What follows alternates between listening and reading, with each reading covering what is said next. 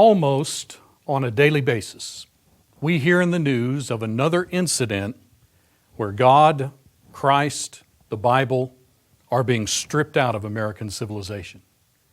This has been going on for perhaps half a century. And the key expression that you hear constantly, separation of church and state. Why can we no longer have Christmas vacation in the public schools? Instead, winter holidays? Well, because we can't have any reference to religion, or at least Christianity, in our public schools. And so it's being stripped out of our public schools, it's being stripped out of our government, and it's being stripped out of public life. Separation of church and state. Almost to the point where it's unquestioned. Rank and file Americans believe that's a correct political doctrine. Where did this notion of separation of church and state come from? Well, interestingly enough, in 1947, a U.S. Supreme Court case, Everson versus the Board of Education, a case in which the High Court declared that the First Amendment has erected a wall between church and state. They said that wall must be kept high and impregnable. And they even made this statement: we could not approve of the slightest breach. Well, where did that court get that idea? Where did this notion of separation of church and state come from? Did it come from the Constitution? No, the phrase separation of church and state is not found in the Constitution. Did it come from some other organic utterance by the founders and framers? Maybe it's in the Declaration or some other public document? No, it's not found in any of the organic utterances of those who framed the Constitution and the Declaration of Independence. Interesting, the late U.S. Supreme Court Chief Justice, William Rehnquist, on one occasion made this point: the phrase separation of church and state is a misleading metaphor. It ought to be promptly abandoned. It does not represent constitutional law. And yet, here it dominates the American landscape. It dominates the system of jurisprudence that is operative in our nation. How could this not be a significant and important and crucial and legitimate concept? Interestingly enough, the phrase separation of church and state, which was quoted by the U.S. Supreme Court in 1947, actually harks back to a private letter that was written, in fact it was dated January 1st, 1802, written by then U.S. President Thomas Jefferson. Now we're talking a quarter of a century after the commencement of the founding of our country and the Declaration of Independence. Well, why was he writing a private piece of correspondence? Well, he had received a letter, and he was responding to those who wrote him that letter. Those who wrote him the letter were representatives of the Danbury Baptist Association. And if you read the letter that they wrote, while complimenting Thomas Jefferson, commending him, congratulating him on having ascended to what could arguably be considered the highest political office in the land, the U.S. President, they nevertheless expressed in that letter concern. Because you see, Thomas Jefferson among the founders, Thomas Jefferson, along with a handful of others, would be considered the least religious among the founders. There were questions about Jefferson's commitment to Christianity specifically and his views about the deity of Christ. So they were concerned that perhaps now that he was in the highest executive office of the land, that he might in some form or fashion interfere with their perceived right to pursue Christianity according to their own interpretations. Well, Thomas Jefferson wrote back to these individuals, and notice in that response to these Baptists, among other things, Jefferson made this statement: believing with you that religion is a matter which lies between man and his God, that he owes account to none other for his faith or his worship, that the legitimate powers of government reach actions only and not opinions, I contemplate with sovereign reverence that act of the whole American people which declared that their legislature should, notice, quote, make no law respecting an establishment of religion or prohibiting the free exercise thereof. There's a direct reference to the First Amendment of the Constitution. Thus building a wall of separation between church and state. There's the letter that Jefferson wrote, in which he uses the expression wall of separation between church and state. Question, what did he mean by that? When he said there was a wall of separation erected, notice, by the First Amendment, what did he mean by that? Did he mean we have got to keep God, the Bible, and Christianity out of public life? We've got to keep it out of the government, out of the schools. That's what many individuals believe he meant. Or did he mean by that, we need to keep the federal government from interfering with the public practice of Christianity? You know, those are two very different views. How do we decide what was meant by that and whether or not the current popular interpretation is in fact accurate? Well, first of all, let's take a look at the First Amendment. The first of 10 amendments that are considered to be the Bill of Rights. Here are the first 10 amendments to the U.S. Constitution, which were framed shortly after the founders framed the Constitution because of concerns that the federal government might interfere with certain foundational, inalienable rights that had been bestowed upon Americans by God Himself. Now, you're familiar with the First Amendment. Congress shall make no law respecting an establishment of religion or prohibiting the free exercise thereof. Here is what the founders meant by these two expressions. They're called clauses in current jurisprudence. There's the Establishment Clause. Congress shall make no law respecting an establishment of religion. What did they mean by that? They meant no one Protestant denomination is to be established as the state religion, nor prohibiting the free exercise thereof. What did they mean by that? They meant the federal government is not to do anything that would interfere with the free and public practice of the Christian religion. Well, is that in fact what they meant? As I claim, that's a rather bold claim to say that that's what they meant by that. Well, let's call forth the evidence and see. The historical evidence, let it speak for itself rather than allow ourselves to be influenced by popular conceptions.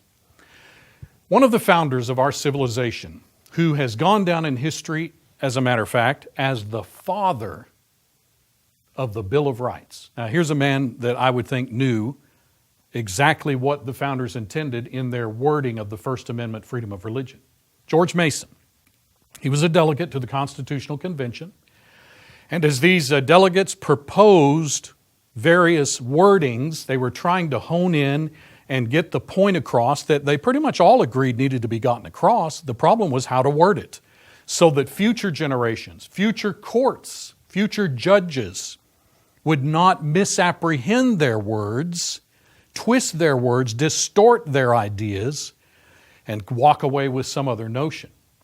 So they were very concerned about how it was to be worded. Well, here's what George Mason proposed. Here's how he thought the First Amendment should be worded. All men have an equal, natural, and unalienable right to the free exercise of religion, according to the dictates of conscience, and that no particular sect or society of Christians ought to be favored or established by law in preference to others. Well, George Mason's proposed wording did not make the final cut, but it nevertheless proves the historical context in which the discussion of the wording of the First Amendment was taking place. They were talking about concern over which Christian group might gain control of the government in such a way that they could oppress other Christian sects.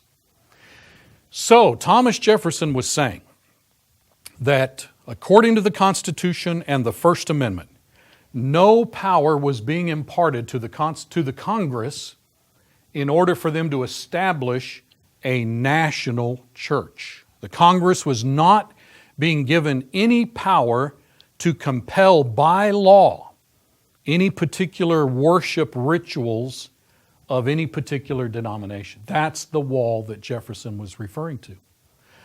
There's so much historical evidence to show that that is the case. Do you know that within 2 days after Jefferson wrote that wall of separation metaphor in that private letter, he attended church services which were held in the House of Representatives, where the U.S. Speaker's podium served as the pulpit of the service. You see, today's interpretation of separation of church and state would say, oh, a president can't go and attend a church like that, and whenever the church, the assembly is occurring in a government building, that violates separation of church. The man who wrote that phrase obviously didn't feel that it did.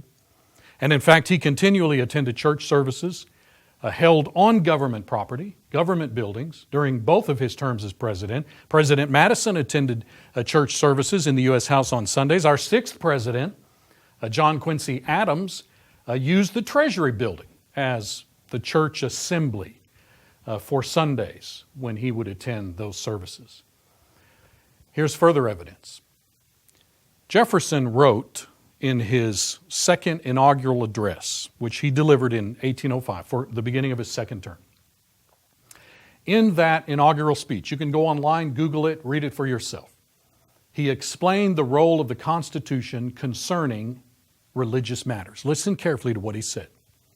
In matters of religion, I have considered that its free exercise is placed by the Constitution independent of the powers of the general government. By general, he means federal, not state or local. I have therefore undertaken on no occasion to prescribe the religious exercises suited to it, but have left them, as the Constitution found them, under the direction and discipline of state or church authorities acknowledged by the several religious societies. Notice what he was saying. The extent to which religion is to permeate your local area, your local community, that's going to be determined by those local people in their state governments. The federal government, the general government, is to stay out of that. They're not to interfere with it or dictate in any way.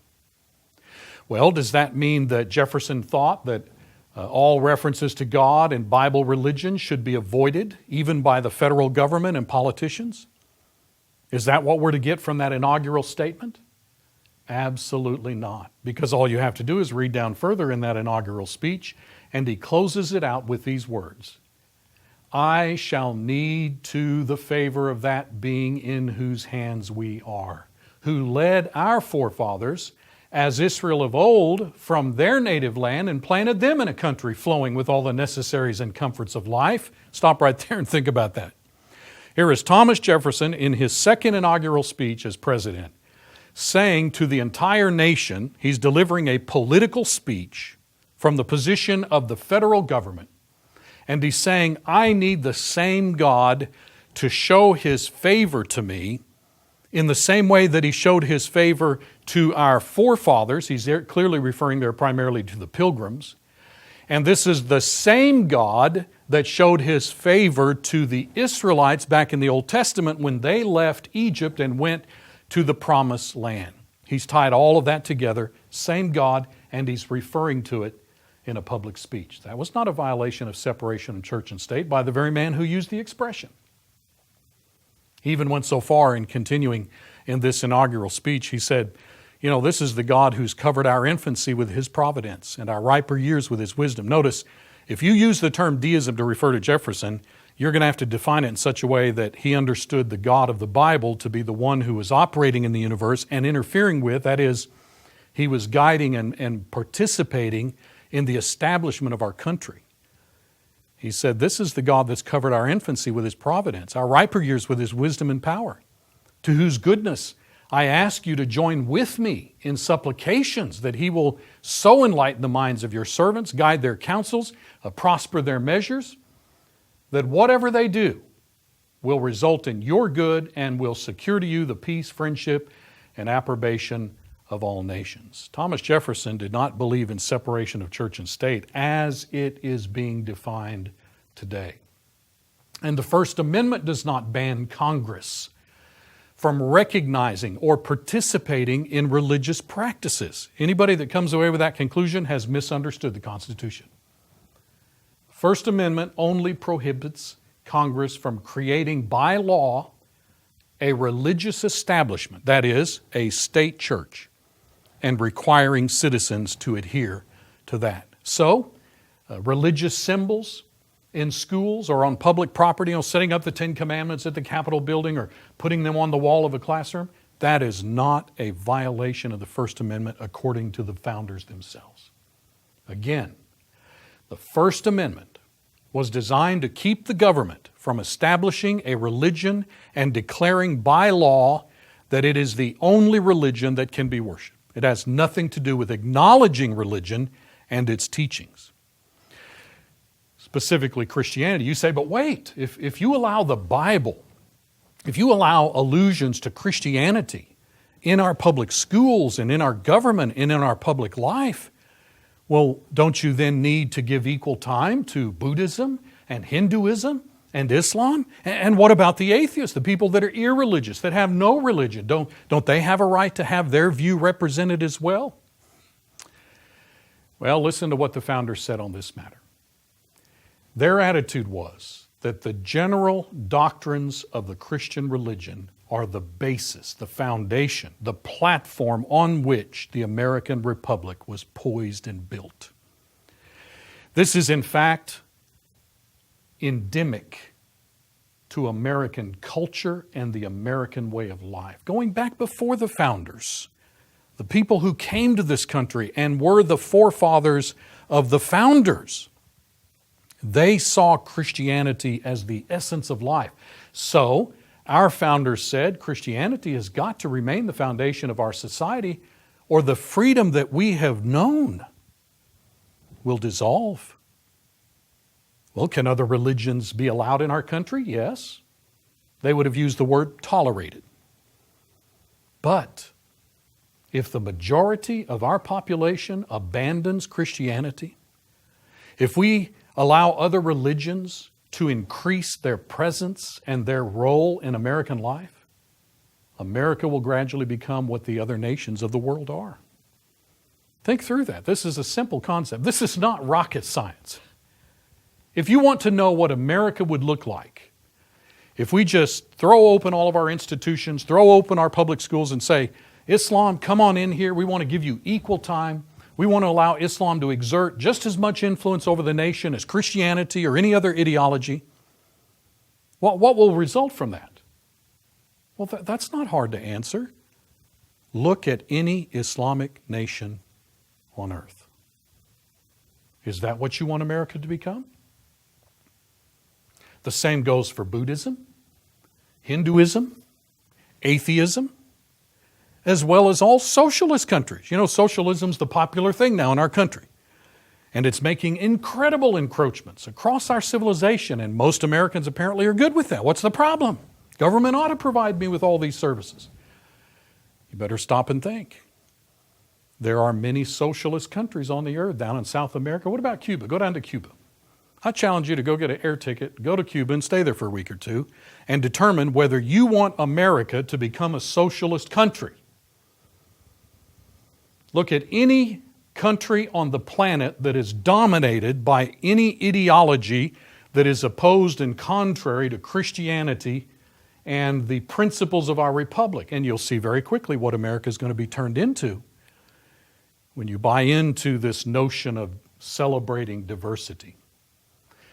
Let's go back to this notion of separation of church and state. If you were to go online and look at the congressional records from the very beginning, in fact, go and look at the discussions that occurred from June 7th to September 25th, 1789. The congressional records, they're online. You can look for yourself with your own eyes. They record the months of discussions and debates of the 90 founding fathers who ended up framing the wording of the First Amendment. Guess what? Thomas Jefferson was not among those 90 who framed the First Amendment. He didn't participate in that discussion. And what's more, during those debates, not one of the 90 framers ever mentioned the phrase separation of church and state. You know, if that was their intent, surely at least one of the 90 that were involved in framing the First Amendment would have mentioned that phrase. But they did not. Let me call your attention to a couple quintessential founding fathers and help you to see where these men were coming from. Take, for example, James Madison. James Madison graduated from Princeton. He served as a delegate to the State Constitutional Convention. He served in the Continental Congress. He ended up being a signer of the U.S. Constitution. He co-authored the famous Federalist Papers. He served in the U.S. House. He was one of the framers that helped frame the Bill of Rights. He served as the Secretary of State under Thomas Jefferson, and then himself served as U.S. President for 2 terms. Looking at the images of the discussions of the U.S. House at the time of the framing of the First Amendment, the discussions that they were having in which they were trying to sort out how to word the First Amendment. Look at this, August 15th, it happened to be on a Saturday. Noticed our government worked on Saturday then, but not on Sunday. August 15th, 1789, the House went into a committee of the whole on the proposed amendments to the Constitution. Mr. Elias Boudinot was the president of the Congress at the time. They were talking about the wording, which they were discussing whether to insert between 2 paragraphs, and here was the wording: no religion shall be established by law, nor shall the equal rights of conscience be infringed. Mr. Sylvester had some doubts about the propriety of the mode of expression used in this paragraph, so his thoughts were that it was liable to a construction different from what had been made by the committee. Listen to this carefully. He feared it might be thought to have a tendency to abolish religion altogether. Is that not prophetic? That's exactly what's happened. Most of the courts these days interpret the First Amendment to mean, you know what, we've got to abolish religion so far as it being allowed to surface or express itself in any federal setting. In the federal government, well, they would say all government, state government, local government. We can't have it in government schools, public schools, so forth. Well, here they are having a discussion about the wording of the First Amendment, and they're saying, look, we've got to be careful how we word this, lest future generations get the idea that we're trying to keep religion out of our government. A view which they would have considered to be preposterous. Let us continue reading and listening to these men discuss the wording of the First Amendment. Mr. Vining suggested the propriety of transposing the 2 members of the Senate. Mr. Jerry said it would read better if it was that no religious doctrine shall be established by law. Mr. Sherman thought the amendment altogether unnecessary, inasmuch as Congress had no authority whatever delegated to them by the Constitution to make religious establishments. He would therefore move that it be struck out. So Sherman thought we don't even have to have a First Amendment about freedom of religion because the government's not supposed to tamper with it or try to set up an established religion. Then Mr. Carroll spoke up. As the rights of conscience are in their nature of peculiar delicacy and will little bear the gentlest touch of governmental hand, as many sects have concurred in opinion that they are not well secured under the present Constitution, he said he was much in favor of adopting the words. Notice what he's saying is, we don't have enough in the Constitution protecting religion, making certain that the Christian religion is allowed to be practiced. He thought it would tend more towards conciliating the minds of the people to the government than almost any other amendment he had heard proposed. He wouldn't contend with gentlemen about the phraseology. His object was to secure the substance in such a manner as to satisfy the wishes of the honest part of the community. So what he was saying, we got to make sure that our religious rights are secured by the Constitution. Now notice, James Madison steps forward. He apprehended the meaning of the words to be, Congress should not establish a religion and enforce the legal observation of it by law, nor compel men to worship God in any manner contrary to their conscience. There is the essence and gist of this amendment. Whether the words are necessary or not, he did not mean to say, but they had been required by some of the state conventions who seemed to entertain an opinion that under the clause of the Constitution, which gave power to Congress to make all laws necessary and proper to carry into execution the Constitution and the laws made under it, enable them to make laws of such a nature as might infringe the rights of conscience and establish a national religion. To prevent these effects, he presumed the amendment was intended, and he thought it as well expressed as the nature of the language would admit. Notice then what James Madison was saying. He was saying, look, the purpose of the First Amendment is to keep the federal government from establishing a state religion. Now, we have worded it in such a way that it will accomplish that objective. Then notice, at this point, Mr. Huntington stepped forward. Samuel Huntington went on to be the governor of his home state of Connecticut.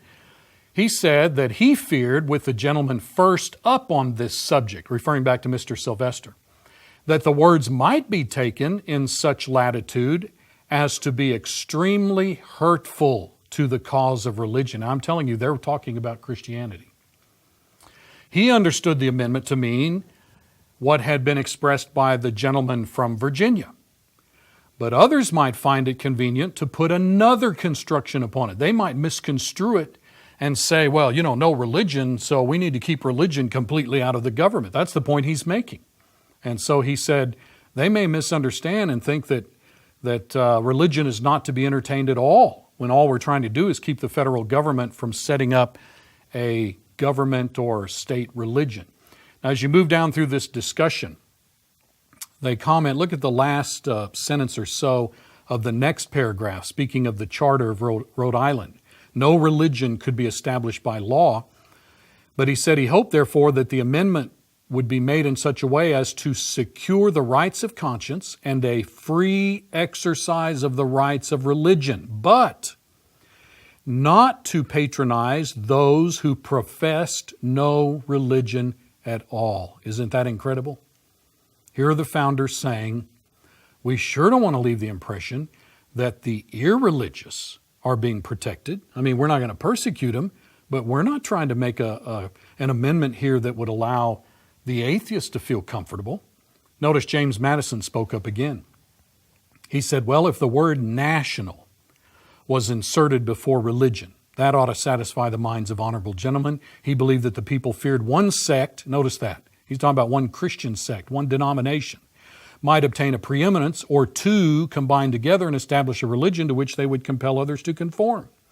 He thought if the word national was introduced, it would point the amendment directly to the object it was intended to prevent. Mr. Livermore spoke up, not satisfied with that amendment, but he didn't wish them to dwell long on the subject. He thought it would be better if it was altered and made to read in this manner: Congress shall make no laws touching religion or infringing the rights of conscience. Notice Mr. Jerry comes back and says, I don't think the term national is going to work, because we currently have a discussion going on between what we might call those who are for or against a national government and those who are for or against a federal government. So they were making a distinction between national and federal. Notice in the next paragraph, James Madison speaks up again. He withdraws his motion, but makes this statement that the words no national religion shall be established by law did not imply that the government was a national one. And then they ended their discussion on that day on that subject with 31 for and 20 against. Notice then, let's draw a conclusion from that day's discussion of the wording of the First Amendment. Their discussion of the wording of the First Amendment was not about religion versus irreligion, nor were they discussing Christians versus Muslims, Buddhists, and Hindus. No, the founders never placed themselves in that kind of a juxtaposition, nor were they concerned about accommodating or appeasing irreligion, secularism, or atheism. They thought that a person who's an atheist, that's a person who's mentally defective. We're not contemplating that. Again, we're not going to persecute him, but we're not going to set up our country to try in some way to accommodate that. The context of their discussions pertained to their deep concern that the federal government not be allowed in any way to interfere with their respective Christian denominational beliefs and practices. I ask you, isn't that exactly what has happened? We're having Bibles, we have the Bible and prayer out of the public schools. We're having religious symbols all over our country, washed out of our civilization. Almost every day there's another attack upon some religious feature of our civilization, all under the guise of separation of church and state. Talk about a major myth being perpetrated upon our civilization. James Madison is somebody we'd better listen to. He was there and part of the framing.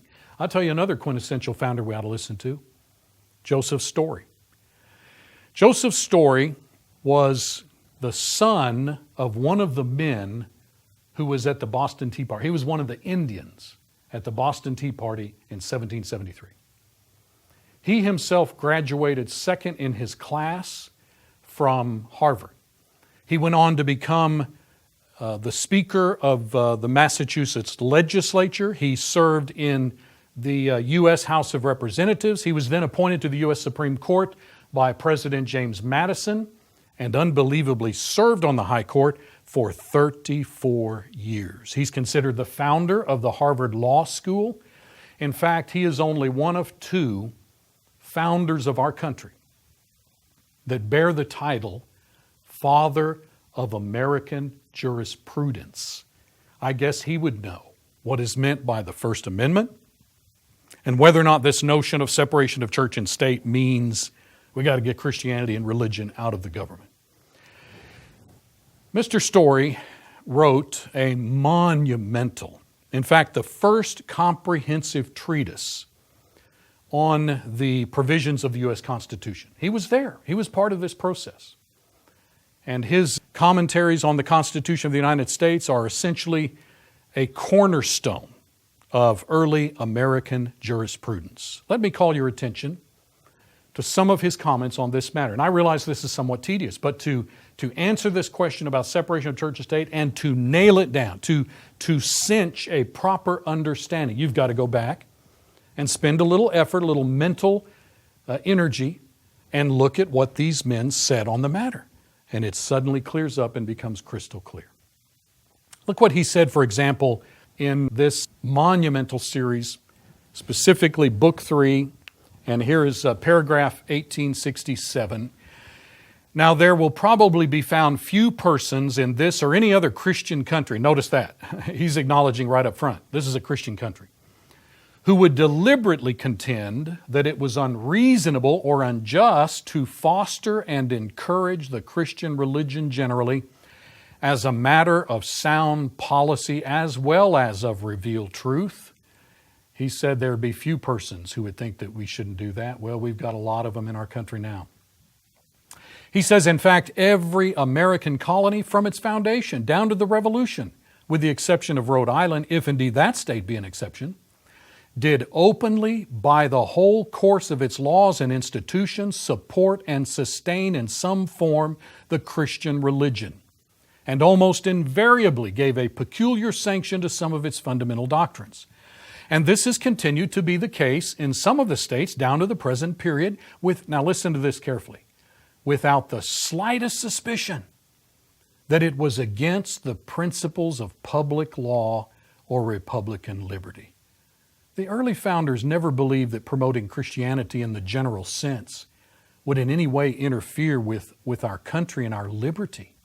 He said, indeed, in a republic, there would seem to be a peculiar propriety in viewing the Christian religion as the great basis on which it must rest for its support and permanence, if it be what it has ever been deemed by its truest friends to be, the religion of liberty. Let's pause there for just a moment and ask this question. If you were to go to any other country on earth, go to an Islamic country, go to a Hindu country, go to a Buddhist country, go to an atheistic country, go to a socialist country, are those countries free in the sense that Americans have enjoyed freedom? Absolutely not. Well, then, those ideologies and those philosophies and those religions are not friends to the liberty and freedom that we have enjoyed in this country. Well, what religion is a true friend to the kind of country that we have enjoyed all the Christianity? Christianity. The founders knew that. They articulated it frequently, over and over. And for anyone today to take the notion of separation of church and state to mean we've got to get Christianity out of here, they would be horrified. And they would be angry at such a misrepresentation. Look what else Joseph Story had to say on this extremely critical issue and this very important matter. As you move down through his discussion, I encourage you to go online and get this for yourself and you read it and study it. We don't have time to look at it in great detail. But he makes the point that, people can't be happy. Civil government cannot be preserved without piety, religion, and morality. And these have to be promoted. They have to be encouraged without interfering with anybody's own personal doctrinal viewpoint. In paragraph 1868, listen carefully. Probably at the time of the adoption of the Constitution and of the amendment to it now under consideration, he's talking about the First Amendment. The general, if not the universal sentiment in America was that Christianity ought to receive encouragement from the state, so far as was not incompatible with the private rights of conscience and the freedom of religious worship. Now notice what he's saying there. Should Christianity be encouraged in our society by the government? Absolutely. But don't interfere with anybody's interpretation of Scripture, their own right to conscience. Don't interfere with their freedom of worship. If they want to go to worship on Sunday and worship a certain way, the government's not to interfere with that. Now notice this unbelievable statement. An attempt to level all religions, that's exactly what's happening in our country today, under the guise of separation of church and state. An attempt to level all religions and to make it a matter of state policy to hold all in utter indifference would have created universal disapprobation, that is disapproval, if not universal indignation. Let's pause just a moment and comment on that statement as well. He is saying that at the very beginning of our country and at the framing of the Constitution and the framing of the Bill of Rights, the First Amendment, freedom of religion, if anybody had gotten the idea out of that Christianity was to be set aside and not encouraged in our country, or if it was to be put on the same platform and on a level playing field with all these other religions, not only would the rank and file, the bulk of American population disapproved of such a thing, they would have been up in arms and angry that anybody would get such an idea and try to promote it in our country. Look how far we have fallen from our moorings, from our original platform on which our nation was built. Joseph Story had many other wonderful things to say that give us a proper perspective. Now, once again, you say, well, why should we listen to him? Who's he? Well, he's the father of American jurisprudence. He wrote the first set of commentaries on the Constitution. He knew what he was talking about. He understood the historical setting of these discussions. Look at paragraph 1870. But the duty of supporting religion, and especially the Christian religion, is very different from the right to force the consciences of other men or to punish them for worshiping God in the manner which they believe their accountability to Him, that is to God, requires. It has been truly said that religion, or the duty we owe to our Creator in the manner of discharging it, can be dictated only by reason and conviction, not by force or violence. He's quoting there the Virginia Bill of Rights. Mr. Locke himself, who did not doubt the right of government to interfere in matters of religion and especially to encourage Christianity, at the same time has expressed his opinion of the right of private judgment and liberty of conscience in a manner becoming his character as a sincere friend of civil and religious liberty. Here's the quotation that Joseph Story takes from John Locke. No man or society of men have any authority to impose their opinions or interpretations on any other. The meanest Christian, meanest of course at that time meant the most average or common Christian, since in matters of religion, every man must know and believe and give an account for himself. Now, Story continues. The rights of conscience are indeed beyond the just reach of any human power. They're given by God and cannot be encroached upon by human authority without a criminal disobedience of the precepts of natural as well as of revealed religion. Revealed religion, of course, is a reference to the Bible, Scripture. Now, notice carefully how he nails this down in paragraph 1871. The real object of the amendment, that is the First Amendment, was not to countenance, much less to advance Mohammedanism, that's Islam, or Judaism, or infidelity by prostrating Christianity? Absolutely not. Well, what was the purpose of the First Amendment? To exclude all rivalry among Christian sects and to prevent any national ecclesiastical establishment which should give to an hierarchy the exclusive patronage of the national government. Well, that's pretty much self-explanatory. That's exactly what the First Amendment meant. And then notice, turning the page or two, he says in some of the states, now notice, here's the religious complexion of America at the beginning. In some of the states, Episcopalians constituted the predominant sect. In others, Presbyterians. In others, Congregationalists. In others, Quakers. In others again, there was a close numerical rivalry among contending sects.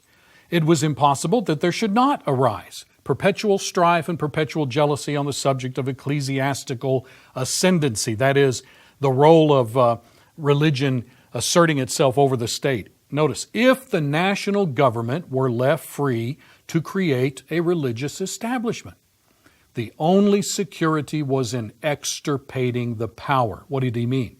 He meant we need an amendment that says the government is not to set up one Christian sect as the state religion. This alone would have been an imperfect security if it had not been followed up by a declaration of the right of the free exercise of religion and a prohibition, as we've seen, of all religious tests. Thus, the whole power over the subject of religion is left, look at this, exclusively to the state governments. Now that is zeroing in on the point that both Jefferson and all of these other founders made. When they wrote the First Amendment, freedom of religion, the government's not to interfere with that, it's not to set up a state religion. At the same time, those founders were saying, however, on the state level, your respective states, the state government can do that. If the state of Massachusetts or the state of South Carolina wanted to set up one particular denominational sect, the federal government should not interfere with that. The states had a right to do that. And so here were these founders stressing this fact, that the federal government is not to be allowed to say or do anything that would interfere with the free exercise of the Christian religion. But folks, that's exactly what the federal government has been doing now for several decades. Interfering with and trying to cleanse out of our civilization allusions to God, Christ, and the Bible. When the U.S. Supreme Court in the 1960s banned the Bible and banned prayer to the one true God from our public schools, they not only were going against the will of the God of the universe, and in that sense committing a grievous sin, but what's more, they were going against the very individuals that wrote the First Amendment, that served in the first U.S. Supreme Courts. They literally betrayed their trust as justices of the U.S. Supreme Court. Let me call your attention to one other quotation from Joseph Story. This from his, again, monumental work known as A Familiar Exposition of the Constitution of the United States. This one was published in 1840. Look carefully at this, paragraph 441, talking again about the First Amendment. The same policy which introduced into the Constitution the prohibition of any religious test led to this more extended prohibition of the interference of Congress in religious concerns. Now listen to this, this is so critical. We are not to attribute this prohibition of a national religious establishment to an indifference to religion in general and especially to Christianity, which none could hold in more reverence than the framers of the Constitution. He has there just denied the general flow, gist, and thrust of current jurisprudence. But to a dread by the people of the influence of ecclesiastical power in matters of government. Think about all the occasions where that has occurred in human history. Look at all of the countries in history where a religion gets a hold of the federal government and controls the government and then begins to use the power of the federal government to inflict punishment and death upon all those who disagree with them on religious doctrine.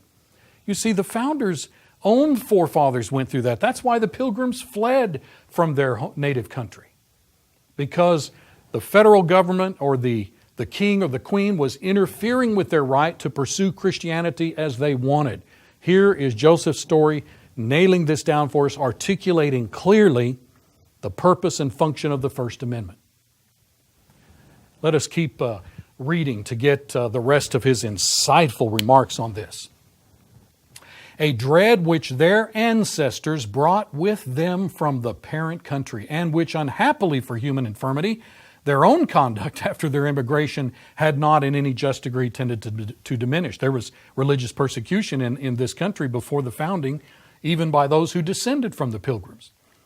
It was also obvious from the numerous and powerful sects existing in the United States that there would be perpetual temptations to struggles for ascendancy to the national councils if anyone might thereby hope to found a permanent and exclusive national government or establishment of its own.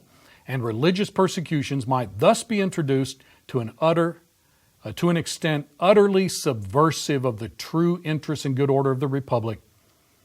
The most effectual mode of suppressing the evil in the view of the people was to strike down the temptations to its introduction. Once again, all he's saying is, that's the purpose of the First Amendment, to prevent a national establishment of one religion.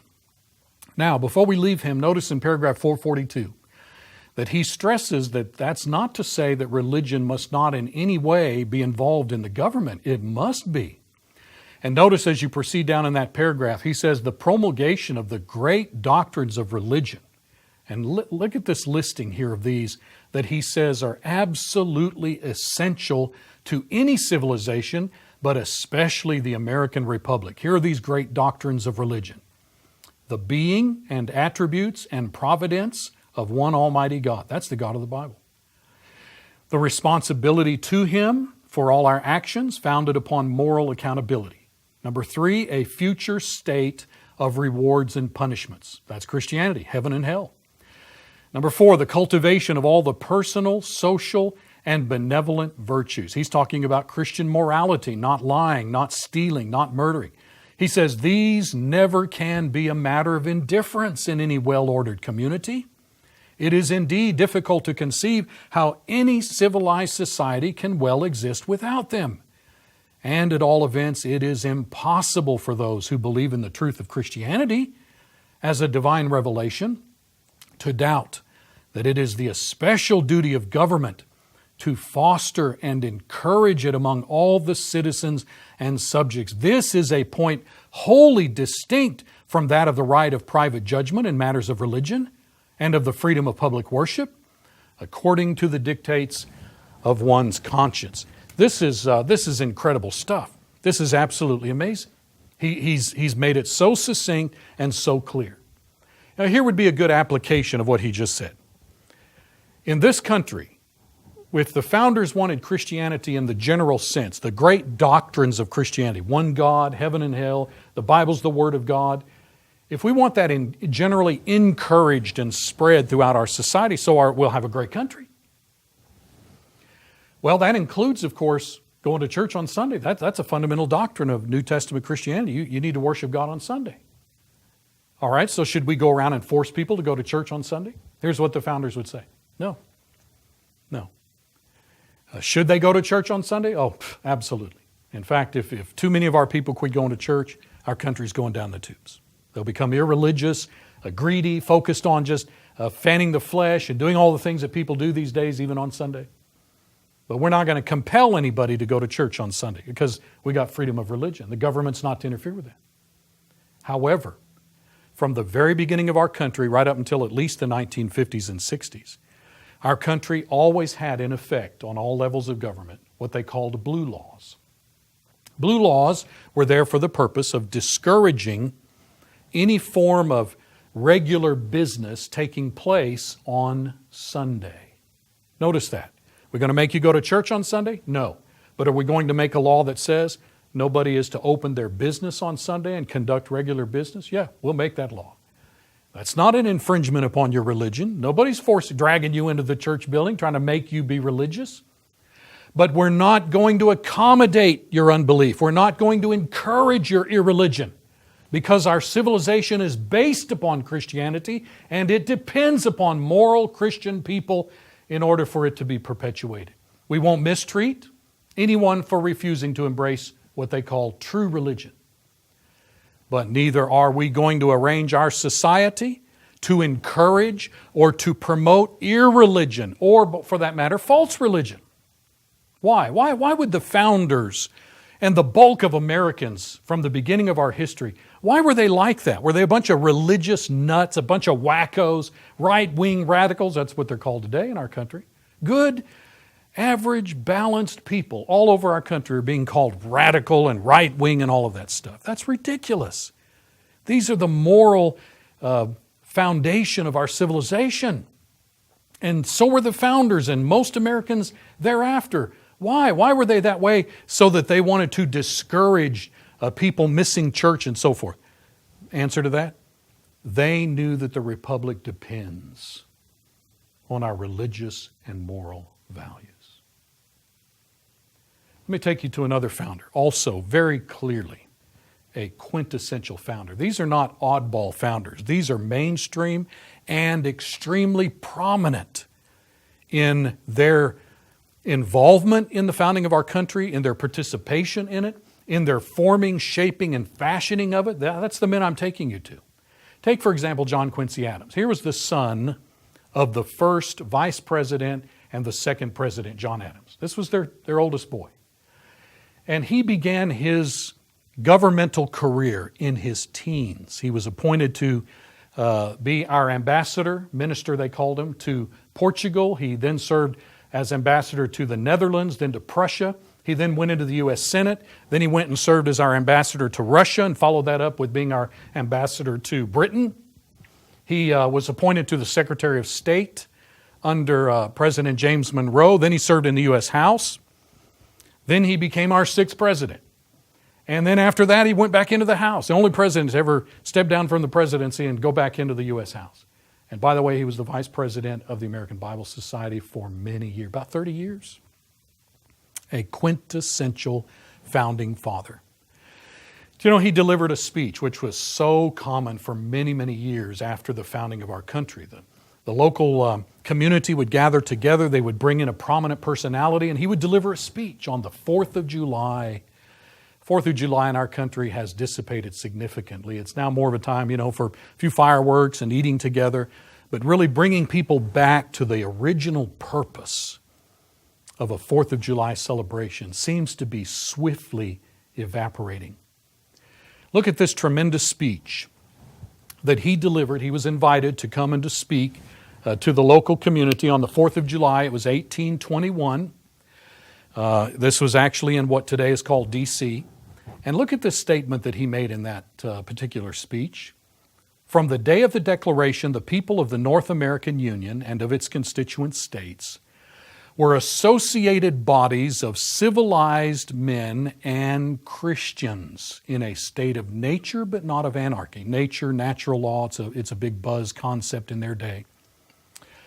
They were, now notice, these are the founders he's referring to. They were bound by the laws of God, which they all, and by the laws of the gospel, that is Christianity, which they nearly all acknowledged as the rules of their conduct. Now there is a founder, a quintessential founder, telling us how it was at the beginning. Now let me take you about 20 some years into the future, not quite 20, where he delivers another 4th of July speech. This is 61 years after 1776.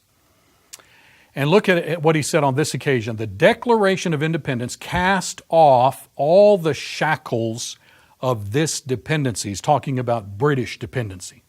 The United States of America were no longer colonies.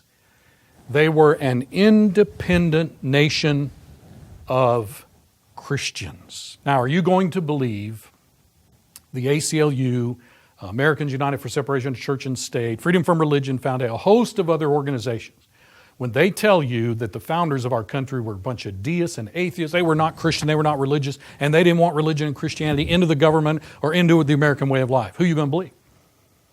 I mean, here's a man who was there. He was taken by his father under his arm and walked through the founding of our country. And he himself then lived a distinguished life in the government and in politics, intimately acquainted with the founding of our country. And he said there wasn't an atheist among them. They all believed in God and His laws, and almost all of them believed in Christianity, what he called the gospel. So folks, the founders' idea of religious freedom was sensible and really quite simple, in stark contrast with the self-contradictory and inconsistent view of today's vacuous notions of tolerance and political correctness. The facts show that the mass of the founders, with few exceptions, believed that the Christian worldview and Christian principles, especially Christian morality, must be the foundation of the Republic. I challenge you to get a hold of the DVD, America's Most Pressing Concern, that takes you through the proclamations of the Continental Congress from 1775 to 1783, that proves this beyond any doubt. So you see, their view of religious freedom and tolerance amounted essentially to the prevention of religious persecution. Those who practiced no religion or a non-Christian religion could come to our country. They would not be persecuted. Why?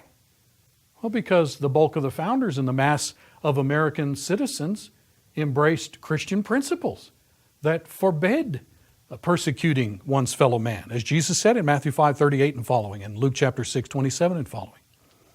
So the founders believed that. They themselves had felt the sting of persecution whenever they disagreed with the state religion under which they all lived their lives before the Declaration, the Church of England. They were well familiar with their mother country's long history of religious oppression, depending upon whether a Catholic was on the throne of England or a Protestant monarch was on the throne. So the founders' forefathers, the Pilgrims, fled England because of this religious persecution. And it was deadly. And so the founders and the framers, they wanted this new republic to dispense with such coercion, which is in complete harmony with the nature of God Himself and the principles of Christianity. You know, God created humans to possess a free will. And therefore, they're called upon by God to make their own decisions. God's not going to coerce anybody. They've got to decide where they want to spend their eternal destiny. And if God is that way, the government ought to be that way.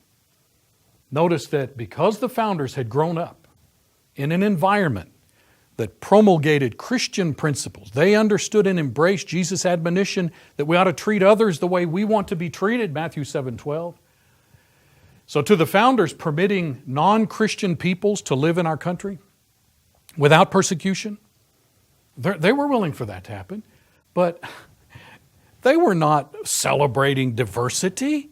They were not endorsing or trying to give any sort of encouragement to what they themselves considered to be false religion. What they were doing was simply, first and foremost, an affirmation of their desire that all people be allowed to pursue happiness without governmental intrusion or coercion. But let me hasten to add two critical exceptions to their view of the freedom of religion and the involvement of religion even in government. Number one, religious toleration extended only so far as the religion in question did not engage in a practice that is deemed by Christian standards to be immoral. For example, there was a case early on, just shortly after the founding, 1815, Commonwealth versus Sharpless. The defendant was convicted because he was displaying in his home an obscene painting of a man and a woman. And that was considered to be, obviously, an offense against Christian morality, and so he was prosecuted appropriately. Do you remember in the late 1800s, there were a number of U.S. Supreme Court cases where Mormon polygamy was being prosecuted as violations of Christian morality in the territories of Utah and Idaho. The defense attorneys argued, well, wait a minute, this is a free country and we have the First Amendment, we've got freedom of religion, and this is part of our religion. Look at some of these cases. Reynolds versus United States, 1879. Murphy v. Ramsey, 1885. Davis v. Beeson, 1890. None of the courts fell for that line of reasoning. They understood that this is a misunderstanding of what we mean by freedom of religion. Freedom of religion doesn't allow you to do anything just because you say it's your religion. If it is deemed by Christian standards to be immoral or licentious, that's harmful to our civilization. Notice as Islam is making significant encroachments into American society, it has a brazen advocacy of polygamy in Surah chapter 4, Surah 4. Well, the founders would have jumped on that quick. We can't let that go on in our country. You'll undermine our very civilization. You'll erode our Christian morality. But here we are. Most Americans apparently don't have any problem with that. Well, that's their religion. We need to celebrate diversity and we need to allow them the same consideration. That appalling ignorance, not only of what the Bible teaches, but of the founding principles in our population, that inevitably sanctions that kind of immorality under the guise of tolerance and religious freedom, that is going to undermine the foundations of our civilization. It already is. Exception number two, which helps us to clarify the notion of religious freedom. The founders insisted that religious freedom does not allow you to engage in any action that would bring physical harm to self or other citizens. Actions like, I remember back in the 60s, a Buddhist priest setting himself on fire in the street. Temple priestesses providing sexual services to worshipers and devotees. Brothels, these businesses all over our country now that peddle pornography, even on the internet. Folks, I'm telling you, these would not have been tolerated by the founders under the guise of freedom of religion and First Amendment free speech. Absolutely not. Go look at the 1859 case, Commonwealth versus Nesbitt. Approving that kind of thing is a natural byproduct. It's inevitable that you would go down that road once you embrace political correctness.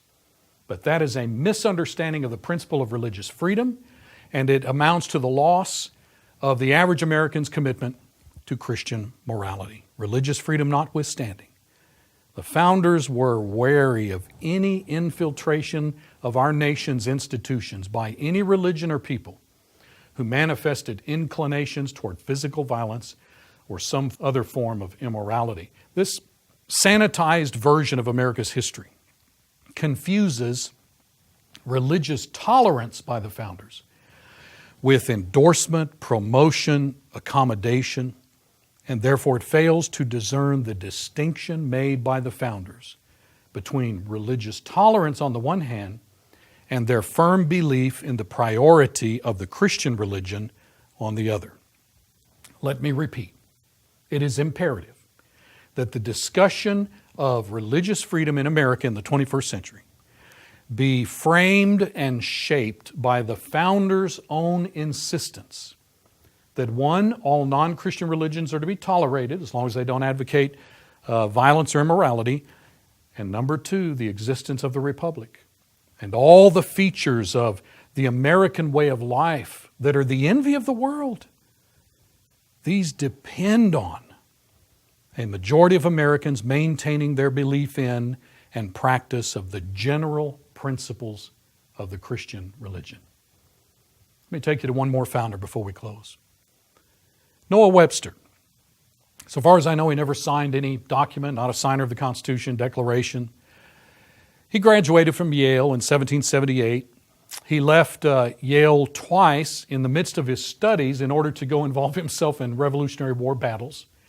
He printed a pamphlet that urged ratification of the Constitution, kind of got the ball rolling on that. He and Benjamin Franklin worked for a number of months together on the English language, specifically American English, trying to standardize American English as opposed to British English. He served in the Massachusetts legislature. He ended up authoring, of course, the American Dictionary of the English Language. He's the dictionary man in America. He even helped found a college, Amherst College. He's gone down in history as the father of American scholarship and education. He easily qualifies, along with these other men I've called your attention to, as a quintessential founding father.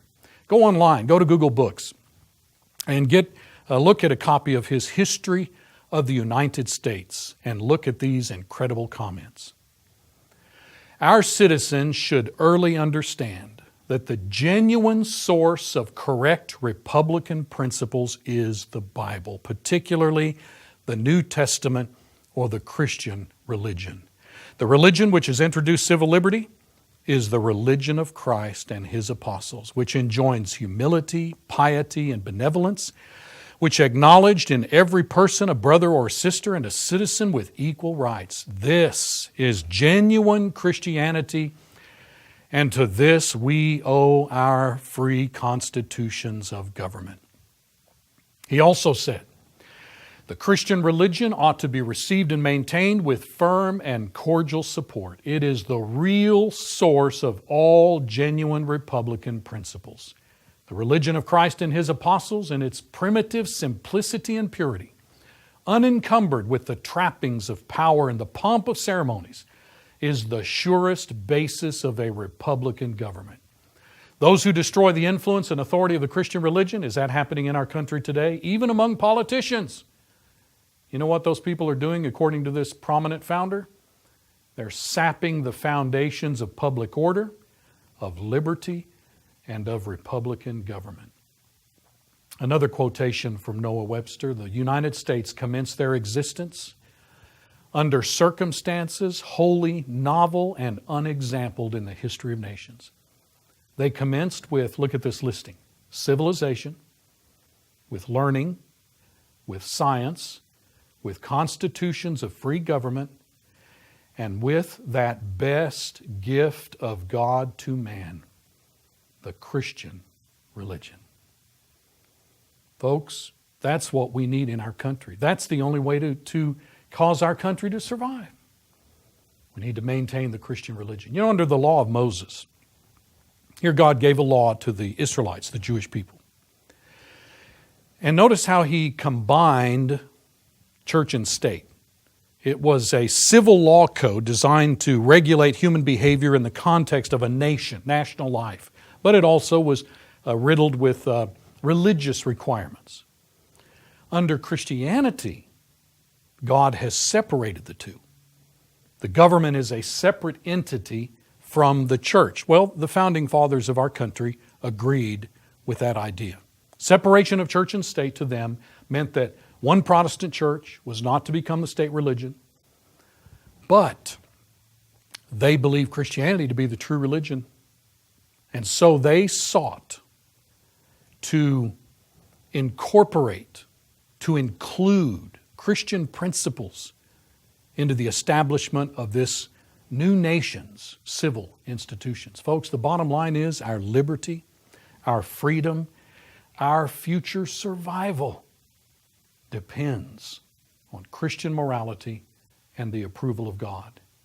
To the extent that our nation expels God, to the extent that we shove the Bible out of public life and stop teaching young people all over our country what the Bible teaches, as we jettison Christian principles from public life, to that extent, we will degenerate into civil disorder.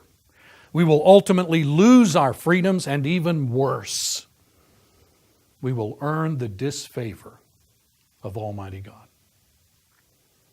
Let us do all we can to encourage our fellow citizens to turn back to God and back to His inspired Word before He withdraws the gracious favor He has bestowed on our country.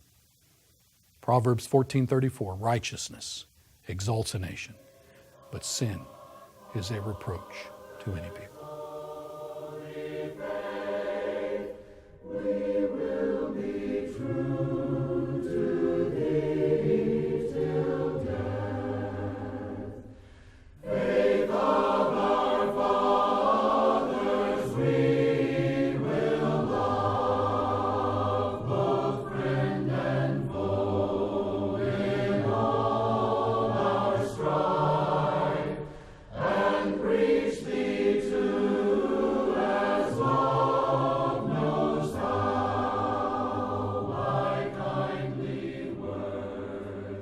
For additional materials by Apologetics Press pertaining to America's spiritual heritage, contact Apologetics Press, phone number 800-234-8558, or visit us online at apologeticspress.org.